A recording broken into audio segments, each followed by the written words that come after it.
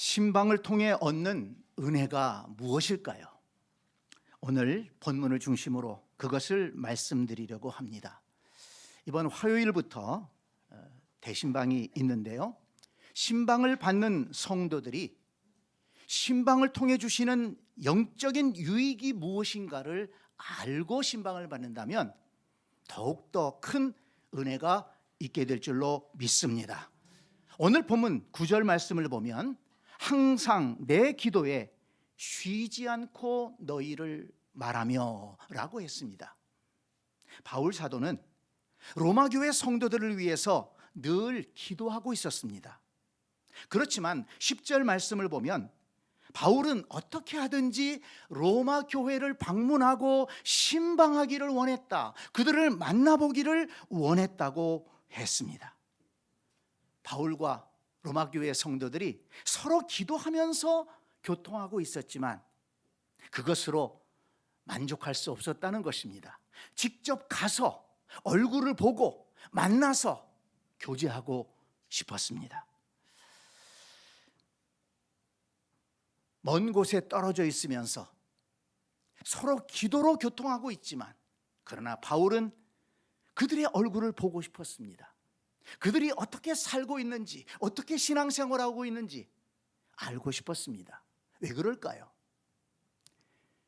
바울은 영적인 지도자로서 정말 그들을 사랑하고 있기 때문에 그렇습니다. 그들을 위해 기도하고 있는데 그들의 형편을 직접 보고 그들의 이야기를 직접 듣고 더 깊이 기도하고 더 깊이 그들을 사랑하고 그들과 함께 하나님의 나라를 세워가기를 원했던 것입니다. 그래서 바울은 신방을 통해 로마 교회에 찾아가서 만나기를 원했던 것입니다. 여러분, 지금 이 로마서를 쓰고 있는 바울은 지금의 그리스의 고린도에 머물고 있었습니다. 로마 교회는 이탈리아 반도에 있지 않습니까? 거리가 짧은 거리가 아닙니다. 이오니아 해를 건너야 했습니다. 그럼에도 불구하고 바울의 마음속에는 그들을 만나고 싶었던 것입니다. 신방하고 싶었습니다. 그들과 영적인 교제를 나누고 싶었습니다.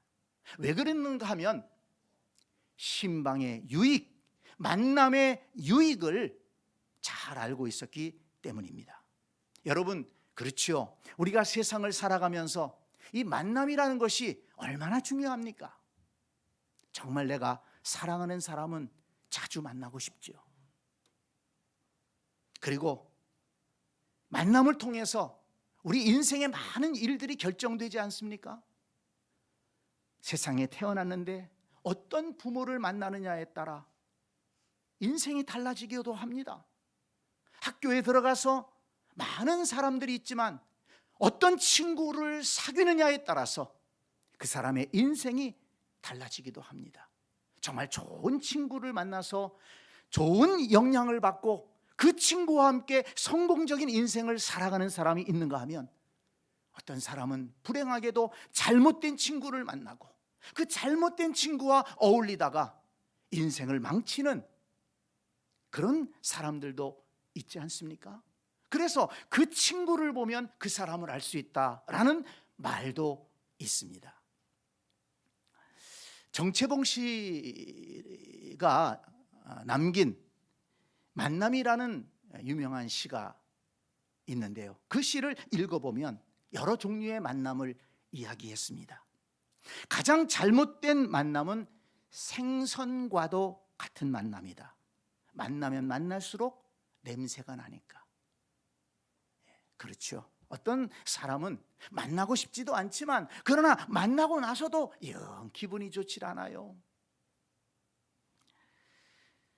가장 조심해야 될 만남은 꽃송이와 같은 만남이다. 아니, 꽃송이를 만나면 좋을 텐데 왜 그럴까? 활짝 피었을 때는 좋아하지만 그 꽃송이가 지고 나면 버려버리는 거예요. 가장 비천한 만남은 건전지와 같은 만남이다 그랬습니다. 건전지가 힘이 있을 때는 소중히 여기지만 힘이 빠져버리면 내다 버립니다. 여러분, 사람들과의 관계도 그런 관계가 있잖아요. 아니, 그렇게 사람들을 만나는 사람들이 있지 않습니까? 뭔가 좋을 때, 아름다울 때, 힘이 있을 때, 내가 좀 유익할 것 같으면, 뭔가 좀 얻을 게 있으면 가까이 하고 뭔가 잘해주려고 하고 그러는데, 좀 내가 어렵게 되고 그러면 연락 딱 끊어버리고 언제 받느냐는 듯이 그렇게 외면하는 사람들 있지 않습니까? 그런 만남은 사실 헛된 만남이죠. 가장 아름다운 만남은 손수건과 같은 만남이다. 손수건은 여러분 늘 갖고 다니잖아요. 그런데 그 손수건은 힘들고 어려울 때 땀을 닦아줍니다. 그 손수건은 눈물 날 때 눈물을 닦아줍니다. 여러분, 우리의 만남이 그런 만남이 되어야 되지 않겠습니까? 늘 함께하고 싶은 사람, 자주 만나고 싶은 사람, 내가 힘들고 땀 흘릴 때 내 땀을 좀 닦아주기도 하고, 내가 눈물 흘릴 때 내 눈물을 좀 닦아주기도 하고, 그렇게 서로 위로가 되고 힘이 되고 격려가 되는 그런 만남이 우리 교회 가운데 있게 될 줄로 믿습니다. 여러분, 우리 새샘교회 모든 가족들은 손수건과 같은 만남을 이어갈 수 있기를 바랍니다. 그런 존재가 서로 되어주기를 원합니다. 그런데 여러분, 신앙생활도 마찬가지입니다. 여러분, 영적으로도 어떤 존재를 만나느냐에 따라서 영원히 달라지는 것입니다. 잘못된 만남, 우상을 섬기게 되고,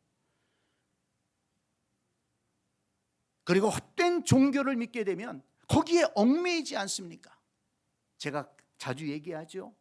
이사 가는데 몇 월 며칠 날 가면 좋고, 언제 가면 나쁘고, 동쪽으로 가면 나쁘고, 서쪽으로 가면 좋고, 다 사람을 얽매는 것입니다. 언제 이사 가면 좋은가요? 내 형편에 맞는 날, 내 형편에 맞는 시간에. 어디로 이사 가면 좋을까요? 내 형편에 맞는 곳. 누가 판단해야 될까요? 어떤 보살 찾아가야 될까요? 내가 판단하면 됩니다. 내 판단이 부족할 때 기도하면 됩니다. 하나님께서 가장 좋은 곳으로 인도해 주실 것입니다. 사람을 얽매는 영적인 존재들이 있어요. 여러분, 그런 헛된 곳에 찾아가지 말기를 바랍니다.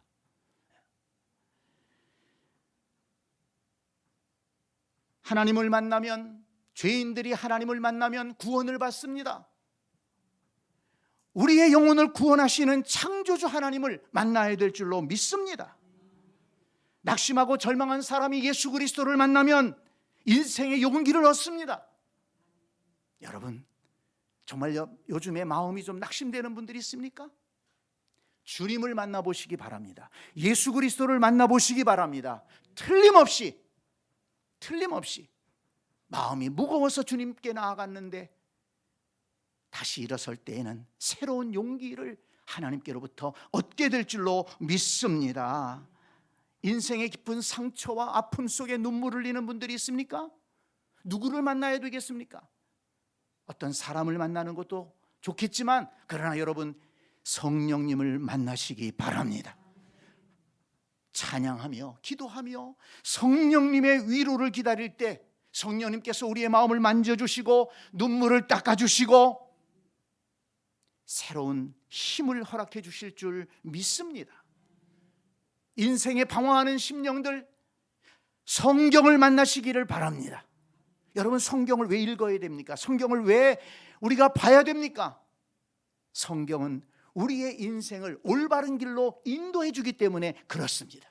그래서 성경을 만나는 사람들은 올바른 길로 나갈 수밖에 없어요. 성경이 우리를 구원의 길로, 은혜 받는 길로, 축복의 길로, 또 바른 인생의 길로, 건강한 삶의 길로, 행복한 가정의 길로 인도해 준다는 것을 믿으시기를 바랍니다. 그러므로 내 인생이 불확실하고 흔들리는 분들이 있다면 여러분, 성경 말씀을 붙들고 읽으시기를 바랍니다.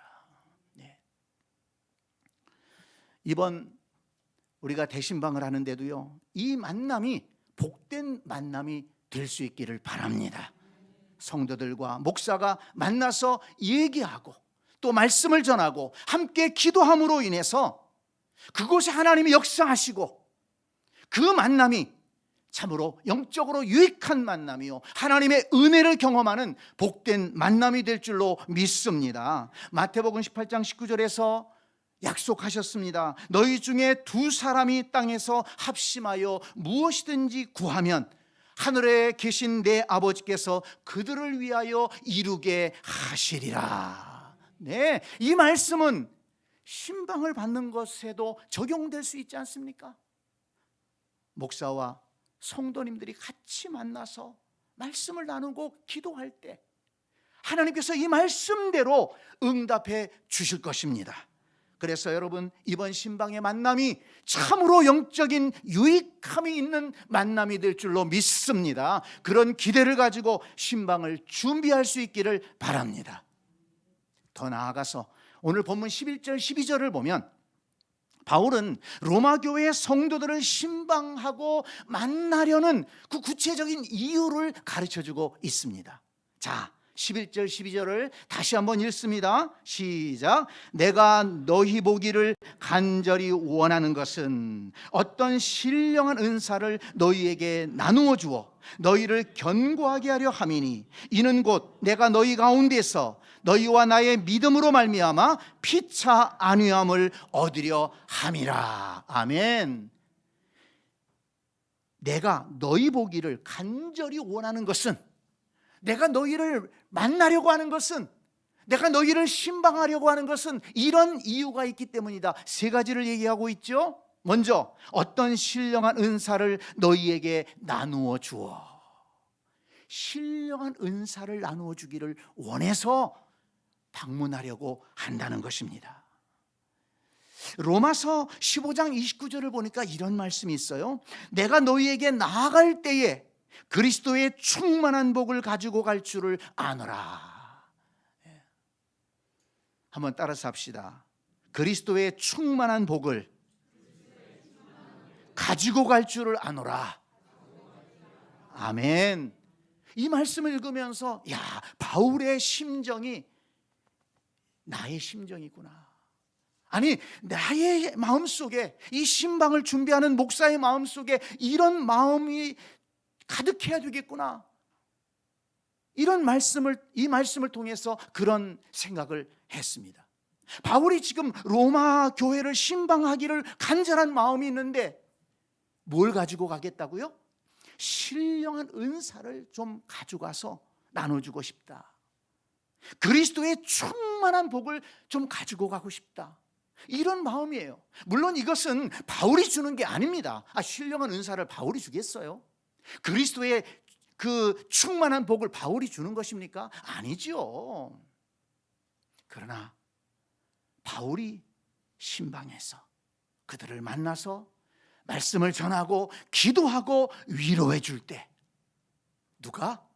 하나님께서, 복의 근원 되시는 하나님께서, 신령한 은사를 주시는 하나님께서 그 만남을 귀하게 여기시고 그곳에 그 은혜를 부어주실 줄 믿습니다. 여러분, 이게 제 얘기가 아니에요. 성경을 보니까 하나님의 종들이 성도들의 가정을 방문해서 기도할 때, 말씀을 전할 때 놀라운 은혜의 역사가 나타났다는 것이 성경에 여러 번 기록되고 있습니다. 여러분 잘 아실 것입니다. 지난 설교에서도 말씀을 드렸지만 사무엘상 16장에 보면 사무엘 선지자는 하나님의 명을 따라 베들레헴에 살고 있는 다윗의 집을 방문합니다. 신방 갑니다. 그리고 다윗을 만나서 그에게 기름 부음으로 그를 왕으로 세웁니다. 열왕기상 17장에 보니까 엘리야 선지자가 사르밧에 살고 있는 한 과부의 집을 신방합니다. 그때가 기근이 있었습니다. 그런데 이 엘리야 선지자를 통해서 그 집에 기름과 밀가루가 떨어지지 않는 기적의 역사가 나타났다고 기록하고 있습니다. 마태복음 8장을 보니까 예수님도 신방을 가셨어요. 베드로의 장모가 병들어 누워있다는 것을 보시고 같이 제자들과 함께 신방하셨습니다. 베드로의 장모가 누워있었습니다. 그의 손을 잡고 예수님이 기도해 주셔서 그 여인이 일어나게 되었고, 건강을 회복한 베드로의 장모가 예수님께 수종들었다 그랬습니다. 누가복음 10장을 보니까 예수님은 또한 베다니에 살고 있던 마르다와 마리아, 또 나사로의 그 삼남매 집을 신방 가셨어요. 근데 여러 번 가셨어요. 부모가 없이 사는 가정이니까 그랬던 것 같아요. 가셔서 말씀을 전하시고 기도해 주시고 위로해 주셨습니다. 그리고 또 나중에는 그 나사로가 병들어 죽었을 때 그를 살리는 기적까지 보여주시지 않았습니까? 사도행전 9장을 보니까 베드로도 루다에 살고 있는 애니야라는 성도의 가정을 신방해서 중풍으로 들어놓은 지 8년 되는 애니야를 일으켜 세웠습니다. 사도행전 10장에 보니까 베드로가 가이사라에 살고 있는 고넬료라고 하는 백부장의 집을 찾아가지 않습니까? 물론 하나님께서 보내셨어요. 그곳에 가서 베드로가 말씀을 전하고 기도할 때 성령이 임하고, 그래서 그 식구들 모두가 세례를 받고 구원받는 은혜를 얻게 되었습니다. 사도행전 16장에 보니까 바울 사도는 루디아의 가정을 찾아갑니다. 그리고 거기서 말씀을 전하니까 루디아의 가정 모든 식구들이 예수 그리스도를 믿고, 그리고 그 루디아의 집이 빌립보의 첫 교회가 되었다는 것입니다. 여러분, 이런 말씀들을 볼 때 하나님의 사람들이 성도의 가정을 신방할 때 하나님이 그곳에 임하시고 은혜를 주셨다는 것을 알 수 있지 않습니까?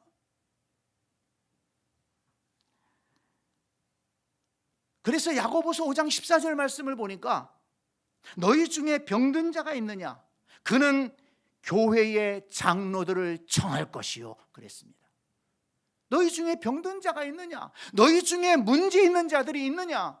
교회의 장로들을 청해라. 그들은 주의 이름으로 기름을 바르며 그를 위하여 기도할지니라. 믿음의 기도는 병든 자를 구원하리니 주께서 그를 일으키시리라. 혹시 죄를 범하였을지라도 사하심을 받으리라. 여러분, 이렇게 가정에 어려움이 있을 때 장로들을 초청해라. 여기 장로들은 교회의 리더들을 말합니다. 교회의 지도자, 오늘날로 말하면 목사, 장로, 교회에 헌신된 일꾼들을 초청하라는 거예요. 왜? 함께 기도하자는 것입니다. 신방을 받으라는 거예요. 여러분, 이 원리를 꼭 잊지 말기를 바랍니다. 여러분, 우리 교회 성도들 가운데에도 어떤 문제가 있으면 꼭 기도 부탁을 하시는 분들이 있어요. 그런데 문제가 생기면 교회를 멀리하고 또 목사를 멀리하는 분들도 있어요.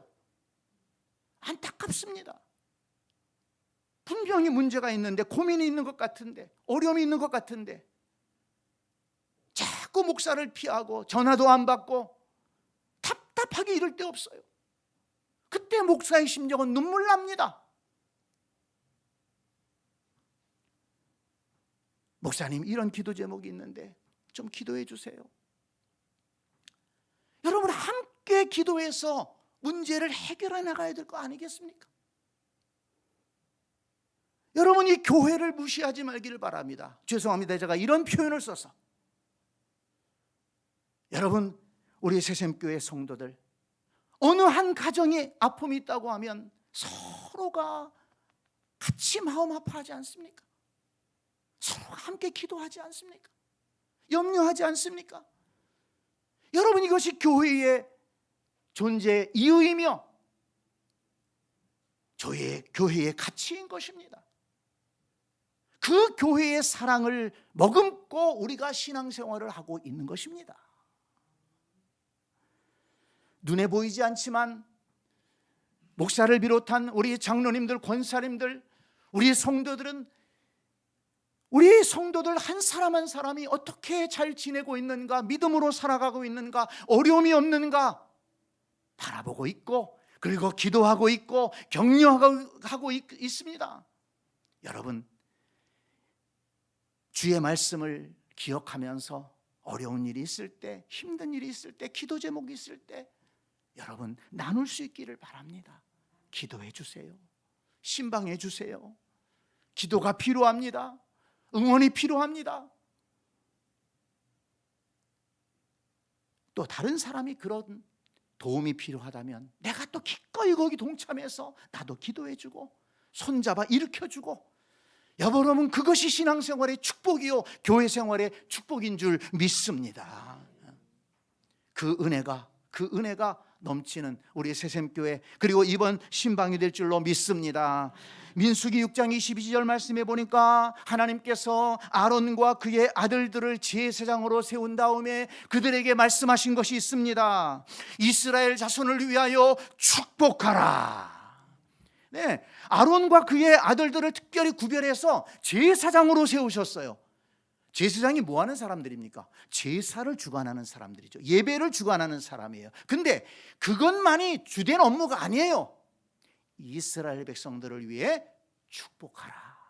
그런데 여러분 거기 민수기 6장 27절 말씀에 보면 이렇게 약속하십니다. 그들은 이같이 내 이름으로 이스라엘 자손에게 축복할지니 내가 그들에게 복을 주리라. 축복은 누가 해요? 제사장들이 하는 거예요. 아론과 그의 아들들이 합니다. 그런데 복은 누가 주세요? 하나님이 주시는 거예요. 하나님은 제사장들에게 이스라엘 백성들을 위해 축복해라. 그러면 내가 복을 주겠다. 이렇게 말씀했습니다. 성도 여러분, 이런 말씀이 있기 때문에 아니 목사가 무슨 힘이 있습니까? 목사가 무슨 능력이 있습니까? 이런 말씀이 있기 때문에 주의 말씀을 들고 나아가서 담대하게 말씀을 선포하고 믿음으로 말씀을 선포하고 믿음으로 기도하는 것입니다. 이같이 내 이름으로 이스라엘 자손에게 축복할지니 내가 그들에게 복을 주리라. 이 말씀의 은혜가 이번 신방 가운데 임하게 되기를 간절히 축복합니다.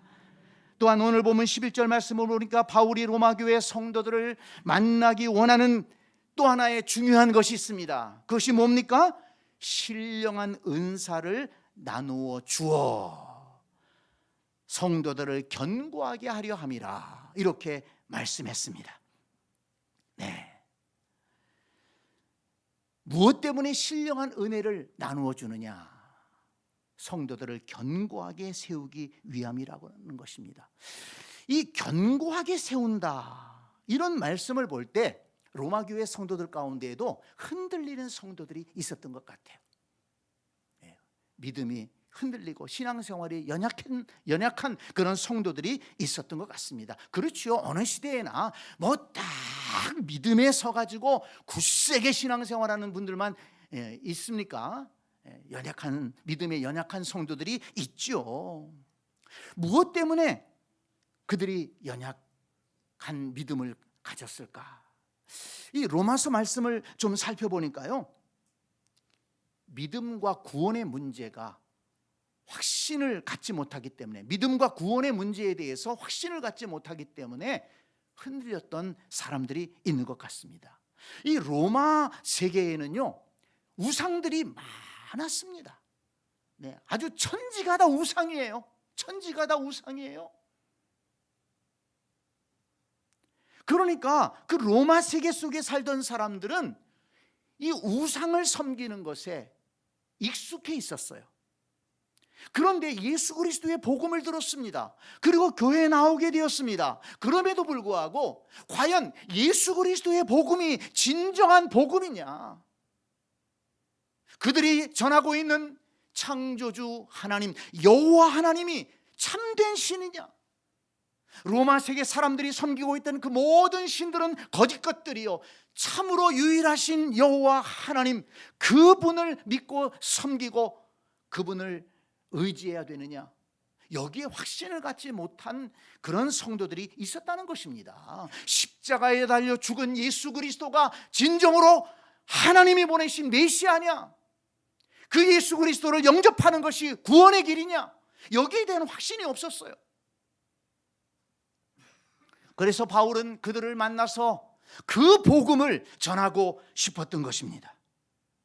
그래서 여러분 오늘 본문 15절 말씀을 보세요. 그러므로 나는 할 수 있는 대로 로마에 있는 너희에게도 복음 전하기를 원하노라. 아멘. 내가 복음을 부끄러워하지 아니하노니 이 복음은 모든 믿는 자에게 구원을 주시는 하나님의 능력이 됨이라. 믿습니까? 네, 바울은 지금 로마 교회 성도들을 만나서 내가 복음을 전하기를 원한다. 예수 그리스도가 메시아이시고 십자가와 부활의 복음을 통해서 우리는 구원을 받을 수 있고 하나님의 자녀가 될 수 있고 영생의 은혜를 누릴 수 있다. 이 복음의 능력은 바울은 확실히 믿었기 때문에 이 복음을 로마 교회 성도들에게도 전하기를 원했고, 그리고 로마 교회 성도들이 이 믿음을 붙들고 구원의 확신을 가지고 흔들림이 없이 신앙생활하기를 원했다는 것입니다. 또 하나, 로마 교회 성도들이 흔들리는 이유는 교회에 나오면서도 그들은 세상의 것들을 끊어버리지 못하고 세상 유혹에 자꾸 흔들렸던 거예요. 그러니까 신앙이 자랄 수가 없는 거죠. 로마 시대 세계에는 이 우상 숭배도 많았고 신전들이 많았어요. 제가 사도행전을 강의할 때도 말씀을 드렸지만 어느 도시나 큰 신전들이 있습니다. 지금 유럽이라든지 이런 아시아, 소아시아를 이렇게 여행하게 되면 그 유적들이, 신전 유적들이 많아요. 그런데 그 신전 유적들이, 그 신전에서 희한한 일들이 많았어요. 우상만 섬기는 게 아니라 그래, 거기는 아주 음란하고 방탕한 일들이 많았어요. 먹고 마시고 춤추고, 그것을 신을 향한 예배라고 여기는 사람들이 많았습니다. 그래서 그런 문화 속에 살던 사람들이 예수 그리스도를 믿고 교회에 들어왔지만 그 문화를 떨쳐버리지 못하는 거예요. 여러분 가만히 보세요. 문화는 우리 몸에 익숙해져 있습니다. 우리 한국 사람들에게는 어떤 문화가 있나요? 불교 문화와 유교 문화가 있습니다. 우리 속에 그게 담겨 있어요. 그래서 우리가 하나님을 믿고 말씀을 배우지만은 자칫 잘못하면 그 몸속에 배어있는 그런 물려받은 그런 문화에 또 이렇게 빠질 수가 있다는 것입니다. 그래서 정말 조심해야 됩니다. 기복신앙에 빠지면 안 된다는 것이 바로 그것이에요. 여호와 하나님을 믿고 예수 그리스도를 주님으로 믿는다면, 교회에 나왔다면 이제는 그 모든 세상의 문화들을, 잘못된 문화들을 끊어버려야 됩니다. 왜냐하면 우리가 믿고 섬기는 하나님은 거룩하신 하나님이시기 때문에. 여러분, 이게 중요합니다. 이방 종교와 여호와 하나님을 믿는 이 신앙의 경계는 무엇인가 하면 거룩함입니다. 거룩함이 무너지게 되면 신앙을 잃어버리는 것입니다. 세상의 문화 속에 젖어 살던 그 방탕한 문화를 그대로 즐기면서 교회 나올 수 있다? 아닙니다. 진정으로 하나님을 믿는다면, 진정으로 예수 그리스도를 마음에 영접했다면, 진정으로 하나님의 말씀을 믿는다면 세상의 더러운 것들을 끊어버리고 거짓된 것들을 끊어버리고 거룩하신 하나님을 닮아가며, 그래서 우리는 신의 성품에 참여한 자라고 하지 않았습니까? 오늘날 우리 교회들이, 그리스도인들이 왜 힘을 잃어버린 모습들이 있나요? 왜 교회가 종종 욕을 먹습니까? 그 경계가 허물어졌기 때문입니다. 거룩함의 경계가 허물어졌어요. 뭐 똑같이 세상 교회 안 다니는 사람이나 교회 다니는 사람이나 똑같은데 뭐 다 그 좋아하는 거 보니까, 먹고 노는 거 보니까 똑같은데 뭐. 저는 가끔 방송을 보면서 소위 예수 믿는다고 그렇게 참 고백도 하고 간증도 하고, 그래서 야, 저 배우가 저렇게 주님을 믿고 신앙생활하는구나, 참 귀하다. 그랬는데 또 어느 방송을 보니까는 또 그냥 모여가지고 한 잔씩 하고 말이죠. 그런 걸 보니까 야, 이거 굉장히 안 좋은데. 일반 성도들은 그런 모습을 보면서 야, 뭐 저 배우도 저렇게 간증하면서도 한 잔씩 하는데 뭐 다 괜찮은 거 아닌가, 그렇게 생각할까 봐 걱정이 되는 거예요. 자, 여러분 보세요. 그래서 바울은 로마서 13장 12절로 14절에서 이런 말씀을 합니다. 밤이 깊고 낮이 가까웠으니 그러므로 우리가 어둠의 일을 벗고 빛의 갑옷을 입자. 어둠의 일을 벗고 빛의 갑옷을 입자 그랬습니다. 그랬는데 그 뒤에 보니까 낮에와 같이 단정히 행하고, 그렇습니다. 그리스도인은 이제 단정히 행할 수 있어야 됩니다. 그 다음에 방탕하거나 술 취하지 말며. 그 당시에 문화였어요. 방탕하고 술 취하는 것은 죄가 되지 않습니다. 그것은 남자들의, 그것은 문화였어요. 그렇지만 예수 믿고 교회 안에 들어왔다면 방탕과 담쌓아라, 버려라. 술 취하는 것과 술 취하는 것이 떠나야 된다. 음란하거나 호색하지 말며. 음란하고 호색하는 것이 왜 죄가 되느냐? 그 당시엔 죄가 안 됐어요. 죄가 안 됐습니다. 그렇지만 교회에 들어오니까, 말씀을 읽으니까 하나님은 그걸 원하지 않는다는 거예요. 개인의 성결함과 가정의 소중함을 가치로 여기라는 것입니다. 다투거나 시기하지 말고 오직 주 예수 그리스도로 옷 입고 정욕을 위하여 육신의 일을 도모하지 말라. 바울은 예수 그리스도의 이 거룩함의 복음을 전하고 있는 것입니다. 바울은 로마 교회 성도들을 만나서 이 귀한 복음의 가치를 나누고 싶었던 것입니다. 또 하나 로마 교회 성도들이 흔들리는 이유는 그 당시에 핍박과 환난을 당하는 성도들이 많았기 때문입니다. 예수 믿는다는 이유로 핍박받고 고난 속에 살아가는데, 또 예수 믿으면 뭐 좀 다 잘 될 줄 알았는데 그렇지도 못하는 거예요. 여전히 힘들고, 예수 믿었기 때문에 더 힘든 거예요.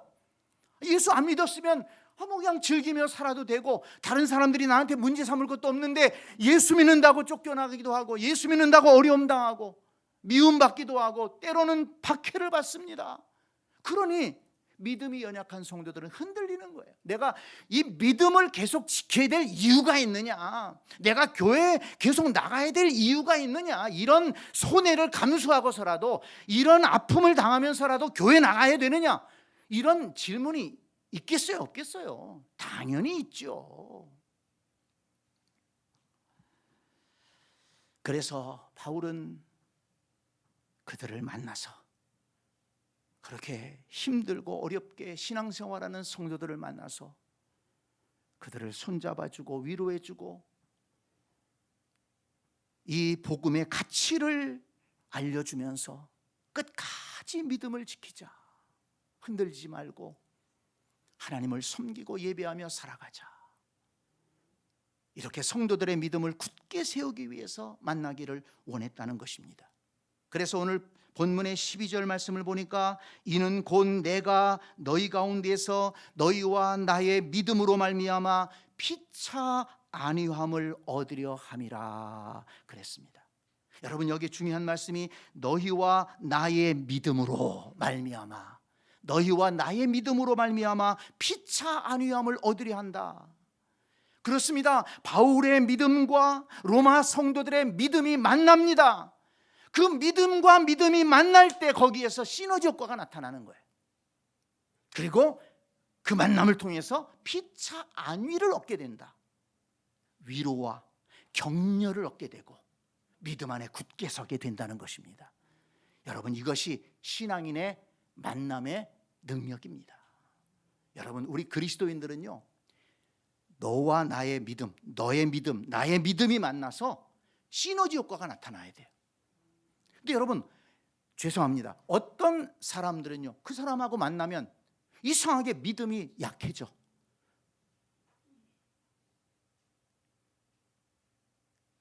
교회 나가기 싫어져. 그런 만남은 여러분 끊으시기 바랍니다. 인간적인 관계라도 끊으시기 바랍니다. 제가 조금 불편할지 모르지만 이렇게 말씀드린 건 뭐냐면, 자꾸 또 그런 사람들은요, 밥 먹자고 연락해요. 밥 먹자고 연락해서 밥만 먹으면 되는데 꼭 교회에 대해서 불만 얘기하고 어느 성도에 대해서 불만 얘기하고, 왜 좋은 것도 많은데 그런 얘기를 할까요? 믿음의 마이너스가 돼요. 여러분, 그런 만남은 이어가지 말기를 바랍니다. 영적으로나 육적으로 전혀 도움이 되지 않습니다. 그런 얘기하면서 먹는 밥이 힘이 되겠어요? 그러나 여러분, 성도들과 성도들의 만남은 오늘 바울이 가르쳐주고 있잖아요. 너의 믿음과 나의 믿음이 만나서 피차 안위하게 하려 함이라. 믿음과 믿음이 만나면 거기에서 더 은혜가 있어야 되죠. 더 기도하고 싶어야 되죠. 더 예배하고 싶고 말씀을 읽고 싶고, 집사님이 그런 은혜를 받으셨군요. 나는 이런 은혜 받았습니다. 정말 감사하네요. 은혜와 은혜를 나누게 되고 그 은혜가 시너지가 나타나게 되고 더 기도하고 싶고 더 하나님을 의지하고 싶고, 그래서 내가 정말 낙심했었는데 집사님의 간증을 듣고 보니까 내가 힘을 얻네요. 여러분, 그런 만남을 이어갈 수 있기를 바랍니다. 그런 만남은 자주 만나야 돼요. 자주 만나야 됩니다. 오늘 오후에 우리 목장 모임을 모이는데요, 우리 목장 모임이 그런 모임이 될 수 있기를 바랍니다.